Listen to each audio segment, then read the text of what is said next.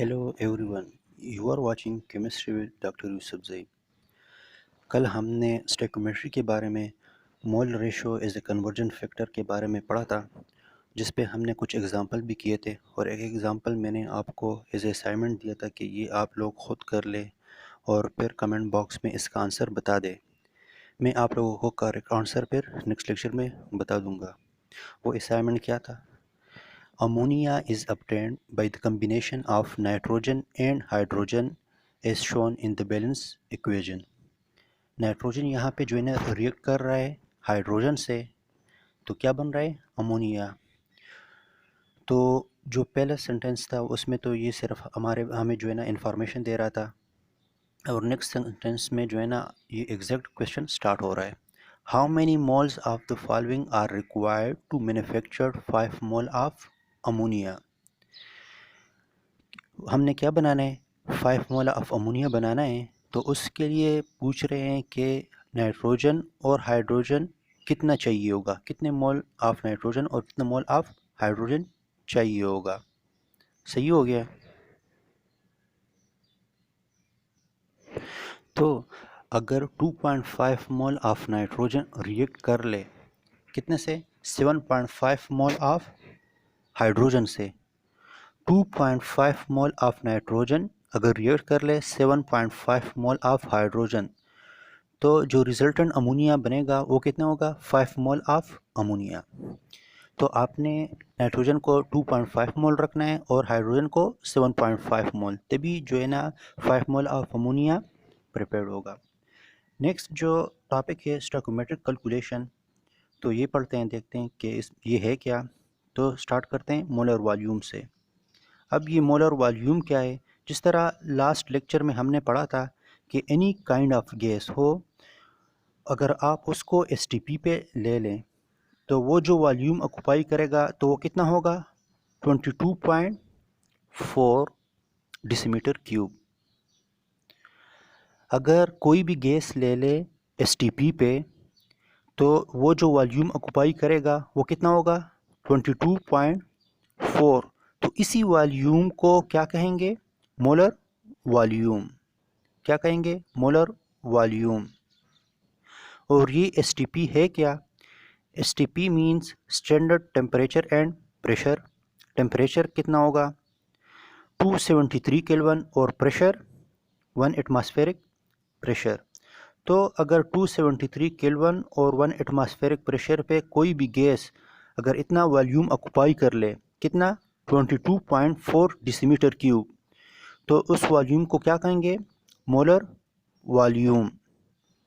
और इसी तरह से जो है ना हम इसका मास भी फाइंड आउट कर सकते हैं इजीली, और या मास को आप इजीली कन्वर्ट कर सकते हैं मोलर वॉल्यूम में।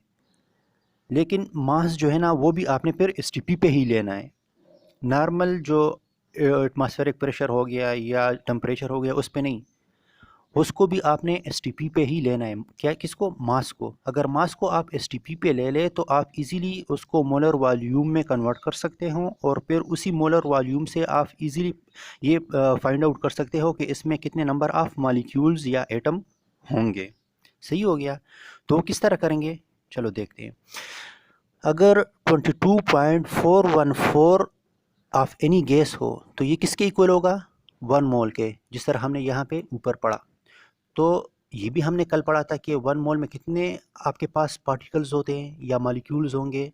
Avogadro number of particle. Avogadro number है क्या? 6.022 into 10⁻23 molecule of any gas at STP. तो अगर ये क्या हो? एनी गैस की जगह हाइड्रोजन हो। अगर हाइड्रोजन इतना वॉल्यूम ऑक्यूपाई कर ले एट एसटीपी, तो इसका मास कितना होगा? 2 ग्राम। 2 ग्राम। और ये जो है ना मोल के कितनी इक्वल होगा? 1 मोल। तो 1 mole is equal to Avogadro number of hydrogen molecule. अगर ये अमोनिया गैस हो तो अमोनिया 1 मोल के बराबर अगर हो तो इसका मोलर वॉल्यूम कितना होगा? 22.414। और इसका मास कितना होगा? 17 ग्राम। और ये कितने उसमें मॉलिक्यूल होंगे अमोनिया के? Avogadro number of ammonia molecule, Avogadro number 6.022 into 10⁻23 ammonia molecule होंगे इसमें। नेक्स्ट जो टॉपिक है Gay Lussac's law. According to this law, जो दो रिएक्टेंट आप रिएक्ट करवा रहे हो, फॉर एग्जांपल इस रिएक्शन को देख ले, यहाँ पे क्या है, हाइड्रोजन और क्लोरीन।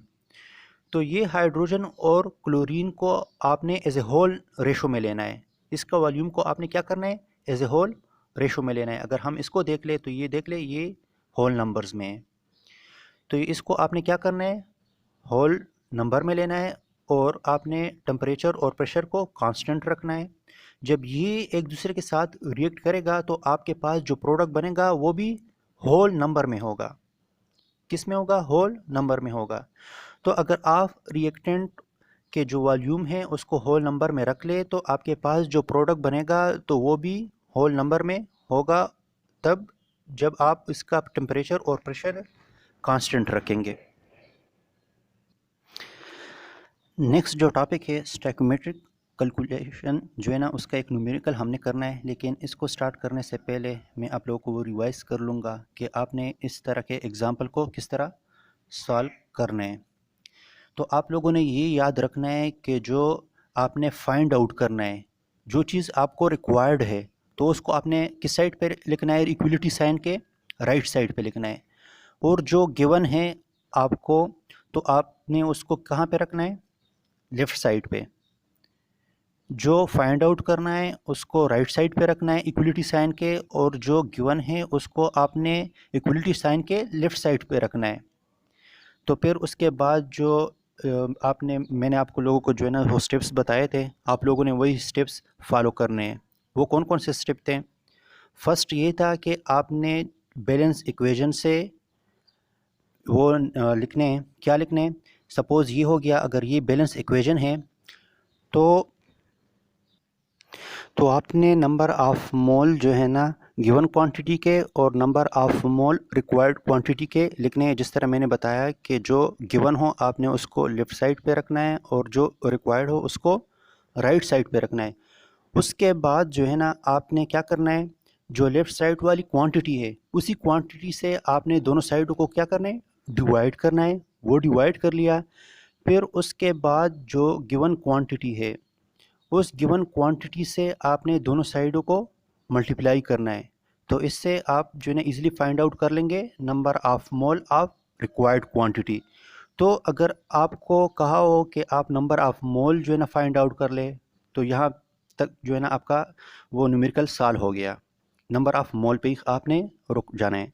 लेकिन अगर आपसे कहे कि नहीं आपने उसका मास भी फाइंड आउट करना है, तो फिर आप नेक्स्ट स्टेप करेंगे। वो क्या होगा, जो मोल का फार्मूला है, mole is equal to mass in gram divide by molar mass. तो फिर आप इसको रीअरेंज करवा लें, तो मास जो है ना आप एक साइड पे रख ले और मोल और मोलर मास को मल्टीप्लाई कर ले, तो तब आपके पास उसका मास भी आ जाएगा। तो यही 3-4 स्टेप्स जो है ना आपने इसको फॉलो करना है। तो अभी इस न्यूमेरिकल की तरफ आते हैं कि इसको आप लोगों ने किस तरह सॉल्व करना है। Iron can be produced from iron ore by reacting the ore with carbon monoxide and produce carbon dioxide as a byproduct. What mass of iron can be formed from 425 gram of iron ore? क्या required है? Required है mass of iron, और given क्या है, iron और कितना, 425 ग्राम।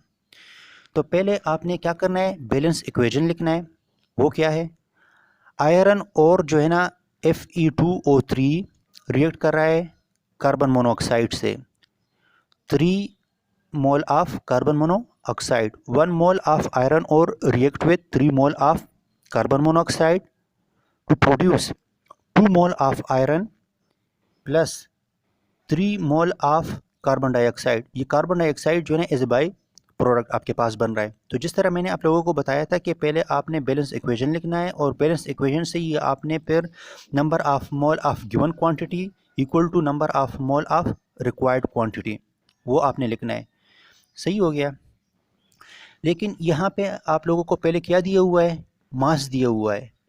तो मास को आपने पहले कन्वर्ट करना है नंबर ऑफ़ मोल में, ताकि आप लोगों को तो पता हो कि कितने नंबर ऑफ़ मोल रिएक्ट कर रहा है with carbon monoxide to produce कितने number of mole of iron. तो मोल किस तरह फाइंड आउट करेंगे, mass in gram divide by molar mass. Mass जो गिवन है 425 ग्राम, इसको आपने डिवाइड करना है 159.6। ये जो आयरन ओर है ये इसका मोलर मास हो गया। तो जो आपके पास बन रहा है नंबर ऑफ़ मोल जो गिवन है वो क्या है, 2.66 मोल ऑफ आयरन ओर। तो अभी आप लोगों को जो है ना इसका मोल का पता चल गया। तो अभी आपने क्या करना है, आप जिस तरह मैंने बताया था कि mole of given is equal to number of mole of required, आपने ये लिखना है। तो गिवन क्या है, आयरन ओर। तो 1 mole of iron ore react जब करता है तो ये कितना प्रोड्यूस कर रहा है, 2 मोल ऑफ आयरन। ये आपने बैलेंस इक्वेशन से लिखना है। इसके बाद आपने क्या करना है, जो ये गिवन क्वांटिटी है इस गिवन क्वांटिटी को आपने दोनों साइडों से डिवाइड करना है। तो ये डिवाइड करके यहाँ लेफ़्ट साइड पे 1 आ रहा है और राइट साइड पे जो वैल्यू आपके पास बन रही है वो क्या है, 2 mole of iron divide by 1 mole of iron ore. ये हो गया। तो ये क्या है आपके पास, मोल रेशो। मोल रेशो हमने कैलकुलेट कर लिया। अब मोल रेशो से आगे आपने क्या करना है, जो गिवन नंबर ऑफ़ मोल है, गिवन नंबर ऑफ़ मोल, उस गिवन नंबर ऑफ़ मोल को आपने लेफ़्ट साइड से भी मल्टीप्लाई करना है और राइट साइड से भी मल्टीप्लाई करना है। गिवन नंबर ऑफ़ मोल क्या है आपके पास, 2.66 मोल ऑफ आयरन ओर। तो इस वैल्यू को आप दोनों साइडों से मल्टीप्लाई कर ले। तो दोनों साइडों से जब मल्टीप्लाई किया तो 2.66 mole of iron ore multiply with 2 mole of iron divide by 1 mole of iron ore. तो ये आयरन ओर जो है ना आयरन ओर के साथ कैंसिल हो गया। तो फिर 2.66 को आपने मल्टीप्लाई करना है 2 से। तो जो आपके पास रिजल्टेंट वैल्यू आएगी वो क्या है, 5.32 मोल ऑफ आयरन। तो आप जो है ना ये स्टैकोमेट्रिक जो न्यूमेरिकल होता है आपने यही स्टेप फॉलो करके आपने इसको फाइंड आउट करना है। आपने नंबर ऑफ़ मोल तो कैलकुलेट कर लिया है, लेकिन आपको रिक्वायर्ड क्या है, मास ऑफ आयरन। तो इस नंबर ऑफ़ मोल को आपने कन्वर्ट करना है मास ऑफ आयरन में। वो किस तरह कन्वर्ट करना है, यही जो एग्जैक्ट फार्मूला है इसी फार्मूले को आपने यूज़ करना है इसके लिए। तो अभी इस फार्मूले में जो है ना इसकी वैल्यूज पुट करेंगे। जो हमने अभी जो है ना फाइंड आउट किया है वो नंबर ऑफ़ मोल और उसके मोलर मास को आपने मल्टीप्लाई करना है। तो 5.32 मल्टीप्लाई विद 55.9, तो इससे इसका मास आ जाएगा आपको 297.388 ग्राम आयरन प्रोड्यूस कर रहा है। अच्छा, ये एक नेक्स्ट असाइनमेंट है, ये आप लोग खुद कर लें, फिर मैं आप लोगों को बताऊंगा कि इसका आंसर क्या है और हिंट भी मैं बता दूंगा कि कौन से स्टेप आप लोगों ने फॉलो करने हैं। Space shuttle use liquid hydrogen and liquid oxygen as a fuel. अच्छा, ये जो है ना किस बारे में, ये जो पहले इस सेंटेंस है ये बता रहा है कि लिक्विड हाइड्रोजन और लिक्विड ऑक्सीजन जो है ना रिक्वायर्ड है एज ए फ्यूल, किसके लिए, एक फ़्लाइट के लिए, स्पेस फ़्लाइट के लिए जो है ना लिक्विड हाइड्रोजन और लिक्विड ऑक्सीजन यूज़ हो रहा है एज ए फ्यूल। तो इतने अमाउंट ऑफ लिक्विड हाइड्रोजन है 1.02 10⁵ kg लिक्विड हाइड्रोजन यूज़ हो रहा है। तो उसके लिए कितना लिक्विड ऑक्सीजन चाहिए होगा ताकि ये सारा का सारा लिक्विड हाइड्रोजन कम्प्लीटली यूज़ हो। तो जो बैलेंस इक्वेशन है 2H2 + O2, ये क्या दे रहा है हमें, 2H2O। ये बैलेंस इक्वेशन भी यहाँ पे लिखा हुआ है। तो आपने इजीली जो है ना अभी फाइंड आउट कर सकते हैं अगर ये स्टेप आप फॉलो कर ले।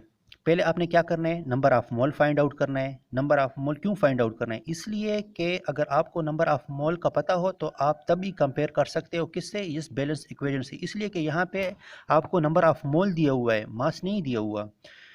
आपको नंबर ऑफ मोल दिया हुआ है तो आप सेम क्वांटिटी को एक दूसरे से कंपेयर कर सकते हो। अगर डिफरेंट क्वांटिटी हो तो आप उसको उससे कंपेयर नहीं कर सकते, तो इसलिए आपने जो गिवन क्वांटिटी है उसको भी नंबर ऑफ मोल में लेके आना है। तो पहले इसलिए आपने number of mole find out करना है ऑफ लिक्विड हाइड्रोजन, वो कर लिया।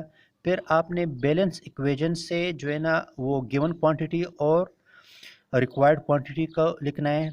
उसके बाद जो है ना जो गिवन क्वांटिटी है आप उसको क्या कर ले, डिवाइड कर ले दोनों साइड से। उसके बाद जो है ना आप जो गिवन क्वांटिटी है कौन सी, जो यहाँ पे नंबर ऑफ मोल आप फाइंड आउट कर लेंगे, उससे दोनों साइडों को मल्टीप्लाई कर ले तो आपके पास नंबर ऑफ मोल आ जाएगा। फिर उस नंबर ऑफ मोल को आपने क्या करना है, कन्वर्ट करना है मास में। तो मास में किस तरह कन्वर्ट करेंगे, यही फार्मूला आपने फॉलो करना है, mass in gram divide by molar mass, और इसको रीअरेंज कर ले तो आप जो है ना इजीली फाइंड आउट कर पाएंगे। अच्छा, नेक्स्ट न्यूमेरिकल जो है वो क्या है, calculate the number of molecule. अभी आपने क्या करना है, number of molecule find out करना है, number of molecule find out करना है। सही हो गया, मतलब कि ये एवोगाड्रो से एवोगाड्रो नंबर से रिलेटेड क्वेश्चन है। Number of molecule of oxygen produced by thermal decomposition of 490 gram of potassium chlorate, potassium chlorate. तो फर्स्ट स्टेप में आपने क्या करना है, फर्स्ट स्टेप में आपने फाइंड आउट करना है नंबर ऑफ मोल्स। जिस तरह पहले मैंने बता दिया कि बैलेंस इक्वेशन में नंबर ऑफ मोल दिए होते हैं, तो इसलिए आपने क्या करना है, number of mole find out करना है ताकि आप इजीली उसको कंपेयर कर लें। तो इस वजह से आपने पहले फाइंड आउट करना है किसके, इसके नंबर ऑफ मोल्स। तो नंबर ऑफ मोल्स आप किस तरह फाइंड आउट करेंगे, 490 ग्राम जो गिवन है आपने उसको डिवाइड करना है पोटाशियम क्लोराइड के मोलर मास से, तो इससे जो है ना आप इजीली फाइंड आउट कर लेंगे number of mole of potassium chloride. तो अभी इस नंबर ऑफ मोल को आप इजीली कंपेयर कर सकते हो बैलेंस इक्वेशन के साथ, क्योंकि वहाँ पे भी नंबर ऑफ मोल दिया होता है। तो अभी यहाँ पे ये बैलेंस इक्वेशन दिया हुआ है, तो इस बैलेंस इक्वेशन से हम इजीली जो है ना मोल रेशो फाइंड आउट कर लेंगे। किस तरह, यहाँ पे जो है ना 2 mole of potassium chloride react जब करता है तो कितना ऑक्सीजन प्रोड्यूस करता है, 3 mole of oxygen. 2 mole of potassium chloride react कर रहा है, 3 मोल ऑफ ऑक्सीजन प्रोड्यूस कर रहा है। तो यहाँ पे इसको मैंने जो है ना इक्वेशन इक्वलिटी साइन के साथ लिख लिया कि मैंने जिस तरह बताया था कि जो गिवन है आपने उसको लेफ़्ट साइड पे लिखना है और जो रिक्वायर्ड है उसको आपने राइट साइड पे लिखना है। तो उसी तरह ही मैंने लिख लिया। फिर ये मोल रेशो फाइंड आउट किया। मोल रेशो जब फाइंड आउट कर ले आप, तो जो नंबर ऑफ मोल गिवन है पोटाशियम क्लोराइड के, उससे आपने इसको मल्टीप्लाई करना है। तो हमने जो कैलकुलेट किया था कि 4 नंबर जो है ना मोल बन रहे हैं आपके पास इसके पोटाशियम क्लोराइड के, तो यहाँ पे लिख ले। तो 4 मल्टीप्लाई विद 3/2, तो जो resultant mole of oxygen produce हो रहा है वो क्या है, 6 मोल ऑफ ऑक्सीजन। तो वहाँ पे रिक्वायर्ड क्या था, रिक्वायर्ड था नंबर ऑफ मोल नहीं था, वहाँ पे क्या था आपके पास, फाइंड आउट करना था कि मॉलिक्यूल कितने प्रोड्यूस हो रहे हैं, किसके, ऑक्सीजन के। तो आपने क्या करना है, जिस तरह हमें पता है कि 1 मोल किसके इक्वल है, एवोगाड्रो नंबर के, तो आपने इसको मल्टीप्लाई करना है 6 मोल से।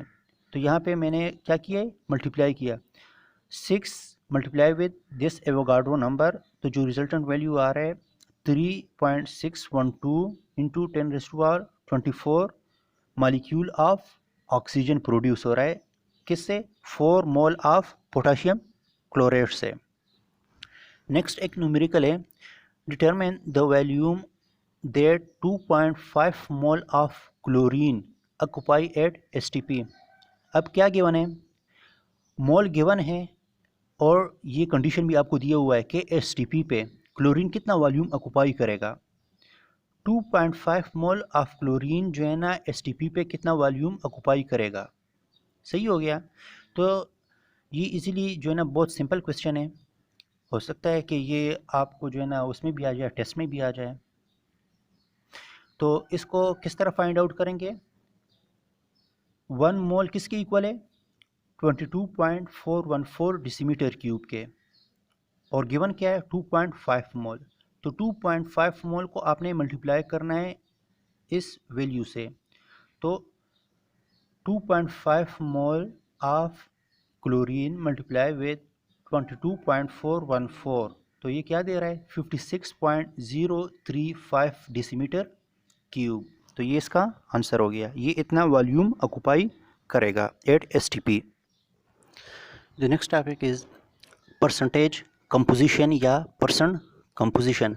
फॉर एग्जांपल एक कंपाउंड है जो बना है एलिमेंट ए, बी और सी से, तो इस एलिमेंट का जो रिलेटिव अमाउंट है हम इसको किस तरह एक्सप्रेस करेंगे परसेंट कंपोजिशन से, कि ये एलिमेंट जो है ना इस कंपाउंड में इतने परसेंट प्रेजेंट है और ये दूसरा एलिमेंट बी इस कंपाउंड में इतने परसेंट प्रेजेंट है और ये सी इतने परसेंट प्रेजेंट है। तो किसी भी कंपाउंड में जो एलिमेंट मौजूद है तो उसको आप किस तरह वो करते हैं, रिलेटिव अमाउंट को किस तरह प्रेजेंट करते हो, परसेंटेज कंपोजिशन से। तो ये परसेंटेज कंपोजिशन आप किस तरह फाइंड आउट करेंगे, calculate the molar mass of A compound. Compound जो जिस तरह मैंने बताया कि ए बी सी है, तो आप उस ए बी सी का जो मोलर मास है पहले वो फाइंड आउट कर ले। जब वो आप फाइंड आउट कर लेंगे तो फिर आप क्या करें, उस जो मोलर मास है तो उसका मास भी आपको गिवन होगा 1 मोल में। 1 मोल में आपको क्या दिया होगा, उसका मास दिया होगा, तो उस एलिमेंट के मास को आप क्या कर ले, डिवाइड कर ले उस कंपाउंड के मोलर मास से, और उसको आपने मल्टीप्लाई करना है 100 से। तो क्या मिल जाएगा आपको, percentage composition of an element. For example इस एग्जांपल से आप इजीली वो कर सकते हैं, फाइंड आउट कर सकते हैं कि आप परसेंट कंपोजिशन किस तरह फाइंड आउट करेंगे। मैग्नीशियम ऑक्साइड का आपने परसेंट कंपोजिशन फाइंड आउट करना है। इसमें ये मैग्नीशियम ऑक्साइड बना किससे है, मैग्नीशियम से और ऑक्सीजन से। मैग्नीशियम का मोलर मास 24, ऑक्सीजन का 16, तो इस दोनों को सम अप कर ले तो उसका मोलर मास बन रहा है आपके पास 40। तो percent composition of magnesium, molar mass इसका कितना बन रहा है 40, और मैग्नीशियम का मॉलिक्यूलर वेट कितना है 24, ये इसका मास हो गया। तो mass of magnesium divide by molar mass of this compound magnesium oxide 40 जो है, और आपने 100 से मल्टीप्लाई करना है तो परसेंट कंपोजिशन आ जाएगा। 24 divide with 40 multiply with 100 is equal to 60%। फिर ऑक्सीजन जो है 16 डिवाइड बाई 40 मल्टीप्लाई विद 100 40। फिर आप दोनों को सम अप कर ले, अगर आपके पास ये 100 के इक्वल आ रहा है तो मीन्स कि आपकी कैलकुलेशन ठीक है, अगर 100 के इक्वल नहीं आ रहा तो मतलब कि कुछ ना कुछ गलती हो गई है आपसे।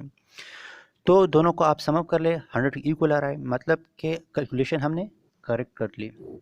ये न्यूमेरिकल है, ये आप लोग खुद कर ले कि परसेंटेज कंपोजिशन आप फाइंड आउट कर ले किस चीज़ का, कैल्शियम का, कार्बन और ऑक्सीजन का। किस में, कैल्शियम कार्बोनेट में। आपने परसेंटेज कंपोजिशन कैल्शियम का फाइंड आउट करना है, कार्बन का फाइंड आउट करना है और ऑक्सीजन का फाइंड आउट करना है।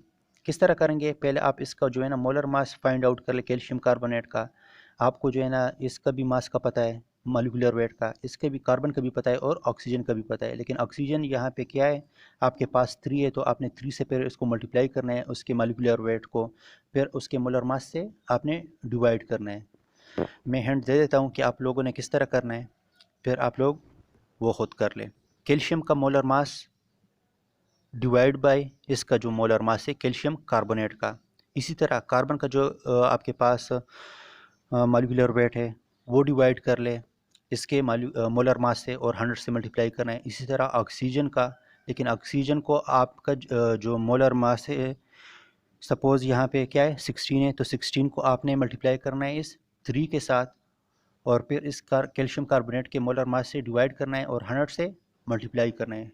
तो इसका जो है ना आपका परसेंट कंपोजिशन फाइंड आउट जाएगा, किसका, कैल्शियम का, कार्बन का और ऑक्सीजन का। आज के लिए इतना ही, इंशाल्लाह नेक्स्ट लेक्चर में मिलते हैं। अल्लाह हाफिज़, खुदाए पामान।